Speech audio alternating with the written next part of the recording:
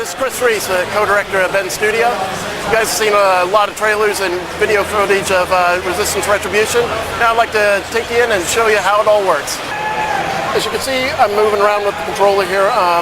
We've got most of the motion on the analog stick. Directions controlled with the press of the phase buttons. In the center of the screen there, you're going to see what we call an aim assist window, which is those brackets. As I come across enemies, you're going to notice that the targeting reticle is going to move around within that window. And this allows us to put a lot of the emphasis of movement on the analog stick. One thing to note is we don't have regenerative health, so you'll have to be picking up, looking for health. As James Grayson here, our main character, is not infected like Hale was in the Resistance Fall Man. So we've introduced a cover-based system here. Anytime that Grayson comes up across cover, he's going to automatically take cover, and it allows me to pop up just by pressing the fire button. Quickly engage the enemies.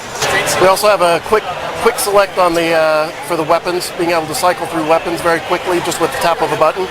There's a new weapon that we've introduced, which is the longbow, which is a sniper rifle. One thing to note is we have introduced alternate fire modes for all the weapons. So in the case of this weapon, the alt fire mode will allow me to slow down the movements and the fire of anybody that I aim at. So in this case, as I zoom in, you'll notice that their fire rates are slowed down, and I'm able to take a better shot. So here's an example of the Razor, a new weapon, which is a variation of the Bullseye. It has an alt fire, which I'm charging up here, and if I fire off, it fires off an energy disc that will ricochet and hit multiple targets. Very effective in situations like this where you have a lot of enemies to dispatch at once. It was very important to keep the action going, so we've got strafe ability, so as you can see, moving in and out when I don't have cover, it still is a very effective tactic. So one of the weapons we've brought over from Resistance Fall Man is the auger, and it works exactly the same way.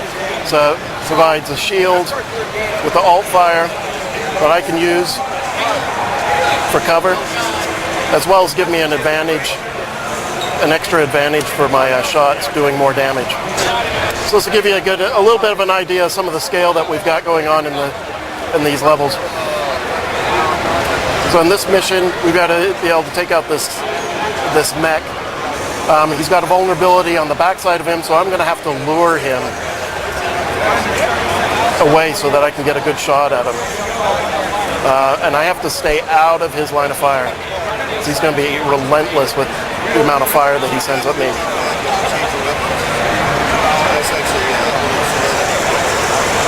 Cover is my friend.